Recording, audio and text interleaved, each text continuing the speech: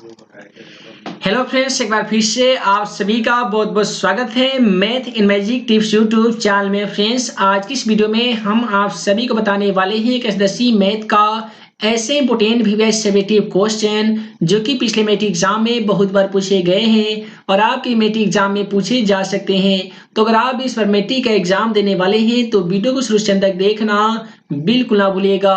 तो चलिए फ्रेंड्स, बिना समय गवाए पहला क्वेश्चन का सोल्यूशन देख लेते हैं। दोस्तों, पहला सवाल में बोला गया है एक समबाहु त्रिभुज एबीसी की प्रत्येक भुजा ए सेमी है तो सिद्ध करे कि शीर्ष लंब √3/2 ए होगा। तो ऐसे क्वेश्चनों को सॉल्व करने के लिए सबसे पहले आप सभी को एक समबाहु त्रिभुज एबीसी की रचना कर लेनी होगी। जैसा कि आप सभी देख पा रहे हैं कि हम लोग यहाँ पे त्रिभुज की रचना कर लिए हैं जिसका नाम रखेंगे ए बी सी। ये जो त्रिभुज है वो समबाहु त्रिभुज है। तो समबाहु त्रिभुज में तो शीर्षलंब होता है, तो यहाँ पे हम लोग एक शीर्षलंब डाल देंगे जिसका नाम हम लोग रखेंगे क्या चीज, ए डी रखेंगे। ठीक है, इसमें बोला गया है कि समबाहु त्रिभुज एबीसी की प्रत्येक भुजा जो है वो ए सेमी है, यानी ए जो भुजा है ये भी ए सेमी है और एसी नामक जो भुजा है ये भी कितना है, ए सेमी है। और बीसी नामक भुजा भी कितना है, तो ये भी है ए सेमी। जरा ध्यान दीजिएगा कि बी से लेकर सी तक जो भुजा का नाम है वो ए सेमी है। इसे हम लोग आधे आधे में बांटेंगे तो क्या होगा, a/2 होगा और इधर भी हो जाएगा a/2। हमको ज्ञात करना है शीर्षलंब, अर्थात हमें ज्ञात करना होगा AD बराबर। तो दोस्तों AD बराबर एक फार्मूला आता है, वो होता है AB²। हम लोग यहाँ पे लिखेंगे AB² माइनस BD²। यहाँ पे हम लोग लिखेंगे AB² माइनस BD², अर्थात लंब बराबर कर्ण का स्क्वायर माइनस आधार का स्क्वायर। तो हम लोग क्या करेंगे कि आप थोड़ा सा ऐसे लिख सकते हैं कि माना कि त्रिभुज ABC कौन सा त्रिभुज है, समबाहु त्रिभुज है जिसमें प्रत्येक भुजा बराबर ए सेमी दिया जा चुका है। यदि BC बराबर ए सेमी तो BD बराबर a/2 सेमी। ठीक है, अब यहाँ पे हमें चाहिए ए बी का मान, तो ए और बी का मान कितना है दोस्तों, तो ए सेमी है। तो आप यहाँ पे क्या करेंगे, ए लिखेंगे, इसमें स्क्वायर था तो इसमें भी आपको स्क्वायर दे देना होगा। उसके बाद में यहाँ पे माइनस है तो आप ही क्या लिखेंगे, माइनस लिखेंगे। उसके बाद में चाहिए बी डी का मान। दोस्तों बी डी का मान a/2 है, तो आप भी यहाँ पे लिखेंगे a/2 का इस प्रकार से स्क्वायर। उसके बाद में जरा ध्यान दीजिएगा ए का स्क्वायर कितना होता है, तो a² होता है। यहाँ पे भी ए का स्क्वायर कितना होगा, तो a² होगा। और 2 का स्क्वायर कितना होगा, तो 2 दूनी 4 हो जाएगा। अब हम लोग क्या करेंगे कि रूट में बट्टा का घटाव बनाएंगे। बट्टा का घटाव कैसे बनाएंगे, तो 1 और 4 का एलसीएम कितना होगा, तो 4 हो जाएगा। एलसीएम हम लोग ले चुके हैं। और उसके बाद में हम लोग क्रॉस मल्टीप्लिकेशन करेंगे। a² में 4 से गुना करेंगे कितना होगा, तो 4a² हो जाएगा। माइनस को हम लोग सेम टू सेम लिखने वाले हैं। a² में 1 से गुना करेंगे तो कितना होगा, a² होगा, जिसे हम लोग ऐसे भी लिख सकते हैं कि 4a² में से a² को घटाएंगे तो कितना बचेगा, तो वो बचेगा 3a² और बट्टा यहाँ पे 4 है तो हम लोग भी 4 लिख सकते हैं। जैसा कि आप सभी को बताया जाता है कि √3 का वर्गमूल नहीं होता है, तो √3 को हम लोग सेम टू सेम लिख सकते हैं। यहाँ पे √4 है और 4 का वर्गमूल कितना होता है, तो 2 होता है। उसके बाद में a² है और a² का भी वर्गमूल a होता है। तो इस प्रकार से क्वेश्चन में जो जितना हमको सिद्ध करके लाना था शीर्षलंब का मान, उतना हम लोग शीर्षलंब का मान √3/2 a ला दिए हैं। तो इस प्रकार से पहला क्वेश्चन को हम लोग सॉल्व कर लिए हैं। तो आइए हम आप सभी को अगला क्वेश्चन दिखा देते हैं। दोस्तों, अगला जो सवाल है वो त्रिकोणमिति से लिया गया है और काफी इंपोर्टेंट सवाल है। ऐसे सवाल मैट्रिक एग्जाम में 2 मार्क्स में पूछे जाते हैं। और सवाल में आपसे पूछा गया है कि सिद्ध कीजिए कि cos theta plus sin theta का यहाँ पे होल स्क्वायर छूट गया। ठीक है, और फिर plus cos theta minus sin theta का होल स्क्वायर बराबर में 2 लाना है। यानी सिद्ध हमें करना है कि cos theta plus sin theta का whole square plus cos theta minus sin theta का होल स्क्वायर बराबर 2 होगा। जरा ध्यान से अगर आप इसे देखेंगे ना तो ये a हो जाएगा, बीच में प्लस ये b हो जाएगा। यहाँ पे स्क्वायर दिया गया है तो किसका फार्मूला बन गया, a प्लस बी का फार्मूला बन गया। ये बन जाएगा किसका, a माइनस बी का फार्मूला बन जाएगा। तो जैसा कि आप सभी को मालूम होगा कि a प्लस बी का फार्मूला क्या होता है, तो दोस्तों होता है a² प्लस 2ab प्लस होता है b का स्क्वायर है दोस्तों। तो हम लोग क्या करेंगे कि यहाँ पे a का मान cos थीटा माने हैं और b का मान sin थीटा माने हैं। फॉर्मूला में बोला गया है कि a square plus 2ab plus b का होल स्क्वायर। तो उसी फॉर्मूला के माध्यम से सवालों को हल करेंगे। सबसे पहले दिया गया a स्क्वायर, तो a का मान कितना माने cos थीटा, तो लिखेंगे cos थीटा का स्क्वायर प्लस 2ab यानी 2 गुने a का मान फिर कितना, तो cos थीटा गुने b का मान दोस्तों कितना है, तो b का मान कितना है sin थीटा है और प्लस होता है b स्क्वायर, तो b का मान sin थीटा है। तो प्लस में हम लोग कितना लिखेंगे sin थीटा का स्क्वायर लिखने वाले हैं। फिर प्लस में है यहाँ पे a माइनस b का फॉर्मूला पे, तो a माइनस b के फॉर्मूला में क्या कीजिएगा कि जहाँ पे प्लस दिया गया वहां पे एक बार केवल क्या करना है माइनस कर देना है। तो यहाँ पे आप कर सकते हैं a स्क्वायर यानी cos थीटा का स्क्वायर माइनस 2ab यानी 2 गुने a का मान फिर कितना a का मान cos थीटा फिर गुने b का मान दोस्तों कितना, तो sin थीटा, तो आप यहाँ पे sin थीटा लिखेंगे प्लस b का स्क्वायर अर्थात sin थीटा का स्क्वायर। ठीक है, उसके बाद वाला स्टेप तो काफी सिंपल है। यहाँ पे आपको क्या करना होगा, cos थीटा का स्क्वायर क्या होता है, तो cos स्क्वायर थीटा ही होता है प्लस 2 में cos थीटा और sin थीटा से गुना कीजिएगा, कोई अंतर नहीं पड़ने वाला, सेम टू सेम आप लिख दीजिए true cos theta into sine theta. फिर प्लस में ये कितना है साइन स्क्वायर थीटा है ना, इसे सेम टू सेम उतार दीजिए साइन स्क्वायर थीटा प्लस यहाँ पे cos स्क्वायर थीटा, इसे भी सेम टू सेम उतार दीजिए cos स्क्वायर थीटा और माइनस में यहाँ पे देखिए 2 गुने cos थीटा गुने साइन थीटा है, इसमें भी अगर आप गुना करते हैं कोई फर्क नहीं पड़ने वाला, तो सेम टू सेम उतारिए 2 cos थीटा इंटू कितना है साइन थीटा है और प्लस में दोस्तों यहाँ पे क्या है, तो यहाँ पे है साइन स्क्वायर थीटा।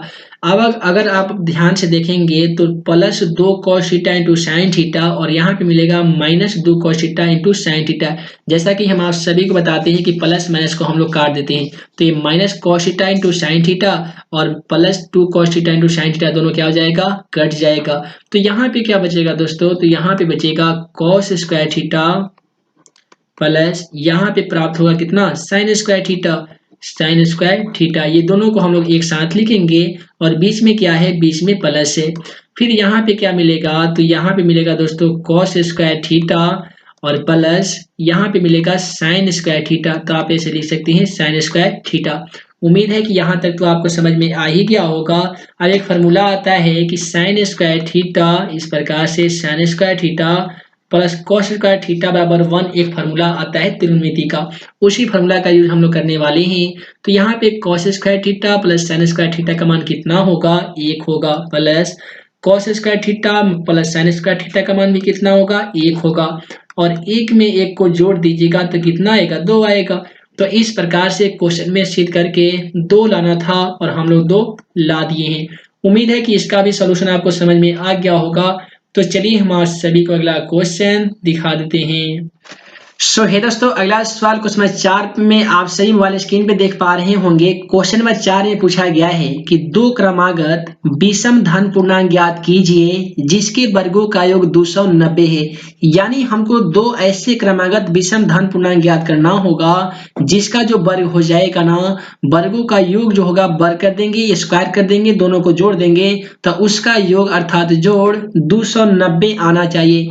तो ऐसे क्वेश्चनों को सॉल्व करने के लिए सबसे पहले जो चीज नहीं दिया गया रहता है उसको हम लोग मानते हैं। यहाँ पे देखेंगे तो 2 क्रमागत विषम धन पूर्णांक तो दिया नहीं गया है, तो सबसे पहले हम लोग लिखेंगे कि माना कि, चलिए यहाँ पे लिख लेते हैं माना कि पहला विषम धन पूर्णांक बराबर, पहला विषम धन पूर्णांक बराबर x मान लिए हैं। पहला हम लोग x मानते हैं तो उसके बाद में क्या करेंगे, इसमें तो दो के बाद किया गया है तो हम लोग लिखेंगे कि दूसरा विषम धन पूर्णांक बराबर, पहले का x माने हैं तो दूसरा मानेंगे x प्लस 2।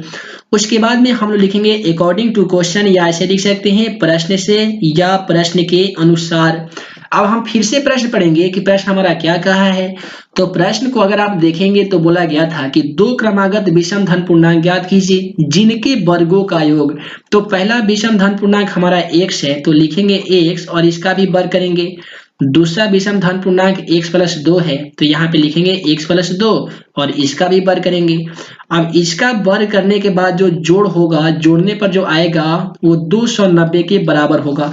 अब यहीं से आपको समीकरण को हल करना होगा, यहाँ से समीकरण प्राप्त होगा, उसके बाद में समीकरण को हम लोग हल करेंगे तो पहला धन पूर्णांक और दूसरा विषम धन पूर्णांक आ जाएगा। ठीक है, तो यहाँ पे लिखेंगे एक्स स्क्वायर प्लस ये ए प्लस बी का होल स्क्वायर हो गया है। तो जैसा कि आप सभी को मालूम होगा कि ए प्लस बी का होल स्क्वायर क्या होता है, तो ए स्क्वायर प्लस 2ab प्लस बी का होल स्क्वायर होता है।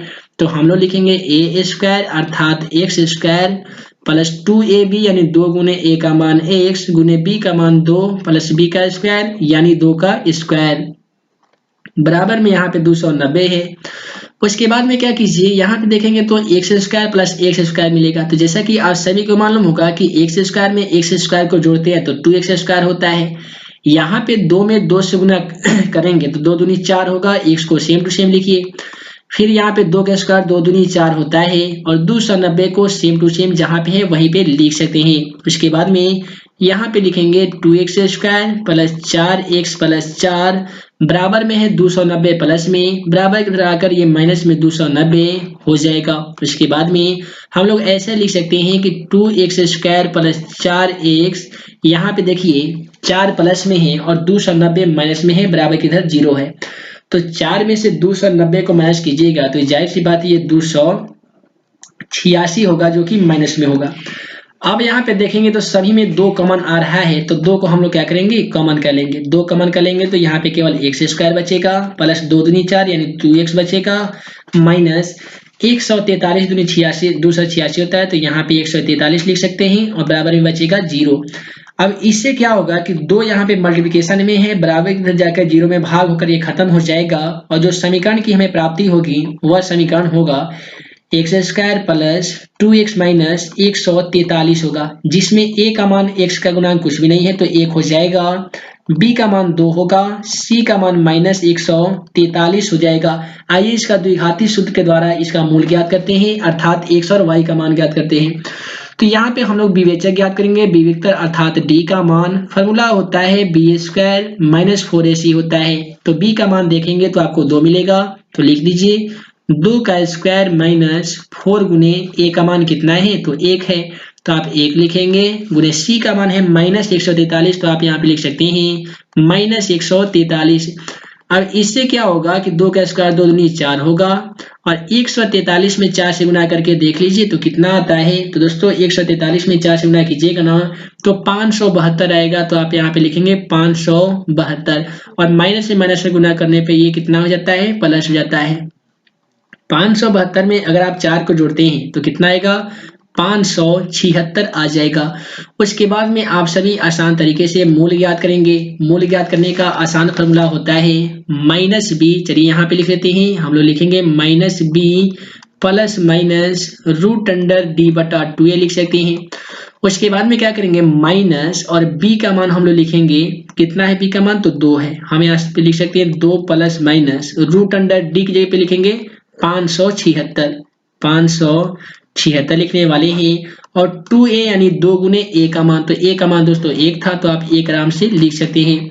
उसके बाद में माइनस 2 को सेम टू सेम लिख दीजिए, प्लस माइनस को सेम टू सेम लिखिए। यहाँ पे दिया गया 576, जैसा कि मालूम होगा 576 का वर्गमूल कितना होता है तो 24 होता है, आप यहाँ पे 24 लिख सकते हैं और 2 में 1 से गुणा करके देख लीजिए 2 होगा। उसके बाद में आपको अल्फा का मान निकालना होगा, अल्फा में आपको प्लस लिखना होगा, बीटा में माइनस लिख सकते हैं।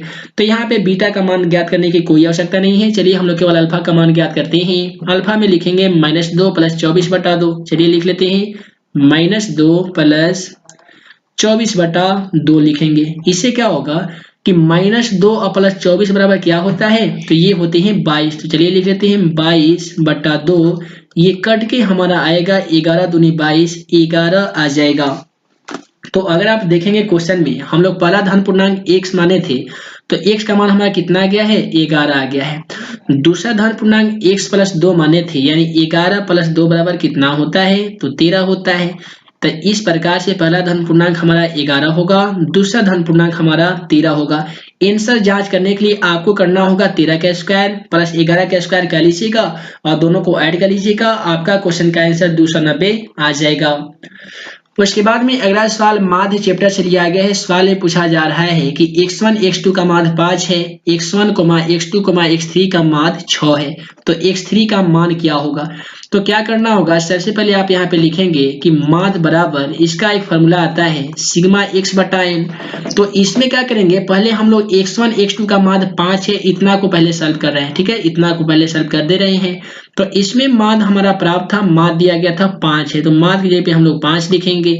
सिग्मा x का माने ही होता है कि प्रेक्षणों का योग, यानी जितना प्रेक्षण दिया गया सभी का योग होता है।